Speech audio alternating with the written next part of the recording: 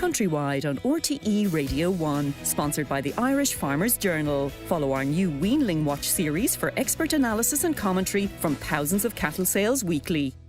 Well, it must be championship season because in Tinnymuck in County Offaly, Eamon McLaughlin is putting the finishing touches to his preparations for the All-Ireland Hedge Laying Championship, which takes place in his farm next weekend. Good morning, Eamon. Good morning, Marty. Thanks very much for having me, Marty. Thank you very much. We're delighted to have you. I know my Offaly reasonably well, but I have to admit, Eamon, I don't know where Tinnymuck is. I think there's a great name. It's a great character. Where is Tinnymuck? It is between Tubber in Offaly, Ballycummer in Offaly, Morton, Westmeath and Tara in Offaly as well. We're 100 from the position we're having this hedge laying competition is 100 metres from the Westmeath border. Ah.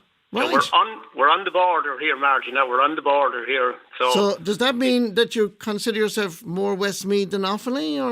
No. I thought that. Yes. Oh no, we have the green, white and gold from the under-20s still up, and we'll have it up for a good while now. Absolutely. Hopefully we'll have more success in the years coming. You're definitely coming down the track. I loved your team. We'll talk about that in a moment about football, but talk about you being a hedge layer. Can you explain to me what hedge laying is? Well, Marty, it's very simple. The standard hedges that's out, young and old, can be laid. And the process of laying is it's semi-cut at the bottom, creating a hinge, and the stem is bent over and the stem stays alive. So that is the concept. Whether you're laying something 4 inches or 14 inches, it's the one concept, except with a 4-inch, you just pull on it with the axe. Right, okay. And you create the hinge close to the ground to form regrowth at the bottom of the ground, and the stem that is laid over is grown. Now, I'll just give you an example. Where we're having the hedge laying competition now, I only here yesterday evening, I measured 12-foot stem. So the stem that was standing up was 12 foot. The regrowth on that was 35 vertical regrowths. So it's roughly 3 vertical growths per foot. Right. So it's a rigorous growth, and it introduces the growth to the base of the hedge again. And away we go again. Yes, away we go, and you can, depending on what part of the country we lay in, for sheep we'd lay the stem very, very low. For people, say in Kildare, with horses and kind of bigger cattle or whatever, we'd stop the stem at about 6 foot, stake it and weave it. So geographically, you can vary it depending on the needs.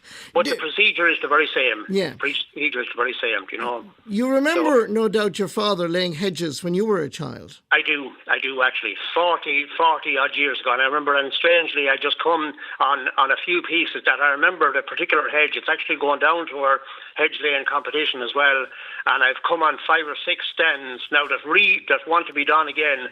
He done it a slightly different style, slightly higher, but the same principle. But I'm going to mark them out to show the spectators of how effective hedge laying is. You know, so because obviously over the years fashions change, and stake and wire fences became more popular in more recent years. But you've returned to the traditional craft of hedge laying in more recent years. Why was that? What motivated you? Well, just the state of the hedgerows at the minute. Now, I think the overall, I think only 20% of the national hedging. Now, you have to remember, Martin, we have 320,000 miles of hedgerow in Ireland. Right. So under 20% of that is regarded as good. So our hedgerows are way behind in condition. So this is the opportunity. It's better in England, isn't it? It's something like 50%. No, it is. It's a little bit better. It could be 10 or 20% more. But, you know, they need to be looked after. They need to be done by hand. They shouldn't be cut by a flail back continuously. And they need to be hand laid. They need to be got in and assessed, and the holes determined. Like cattle will break out through, but the hedges become non-stock proof. You need a stock proof hedge, and it encourages all wildlife. You keep your stock in or out, and it creates shelter and numerous things that a well-laid hedge will provide.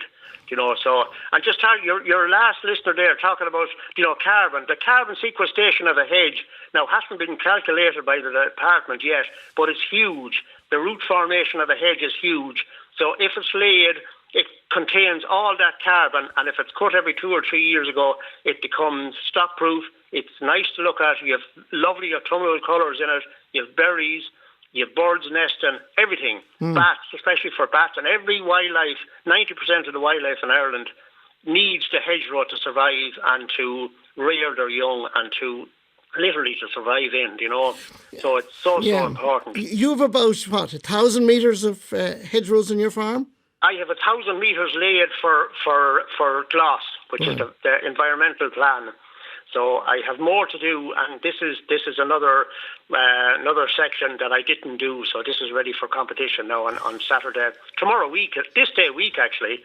So it's a week away. You have a bit of time, but I suppose with so many meters of hedgerows, you are keenly aware yourself of the values of hedgerows to biodiversity.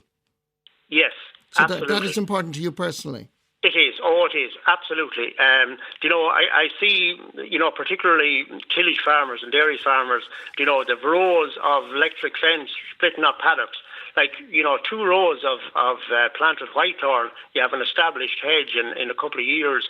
The amount of biodiversity, the amount of shelter, everything that goes with the hedgerow can be formed, and it's a stock-proof barrier. It's an absolute stock-proof barrier. So it's a win-win for everybody, really.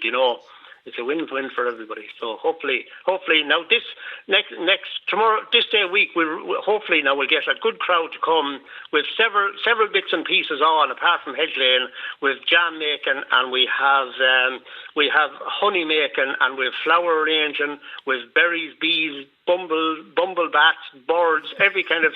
We have a guy that's making walking sticks. We have a basket maker. We have a butter maker. And Anja Murray is going to do a hedge walk for us from EcoEye. That's very, very famous lady from EcoEye. So if somebody wants to participate or go to the hedgerow, how do they find out the information? Look it up online, hedgelaying.ie, and they'll find the link, and also they can just fill up the form and come ahead. There's no problem. We wish you the best of luck with it. I would love to talk football with you, because I know you're a Tubber GA man, and your sons Pádraig and Enda are aspiring county players. And I knew, of course, and I still know Kieran McManus, one of your greats from Tubber. Oh yeah, and still playing. Still playing. Good. Well, thanks very much, Eamon, and good morning. And lovely speaking to you. So much. I love your enthusiasm and passion. Absolutely. Typical Offaly. Fair play to you. Remind the faithful. But good morning to Pádraig and Enda, and of course your daughter Maeve and wife Mary and mother-in-law Phyllis, because I know they're all listening this morning on the radio. We couldn't miss out on anyone listening at home. Yeah. And of course all the information is at hedgelaying.ie. Yes, that is true. And just before you go, Matthew, I'll just say one more thing. Ella McSweeney, your co-presenter, laid quite a few stems on the farm about 3 years ago here. Good. And I could bring them back down to shore. She wouldn't recognise them. They have grown that much. We'll tell Ella to go down to you. Welcome as well. Okay. Same as yourself. Thank you very much, Eamon. Right, lovely Matthew. talking to you. Talk to you again. Thank you very much. Up Offaly, keep the faith. We'll take a break.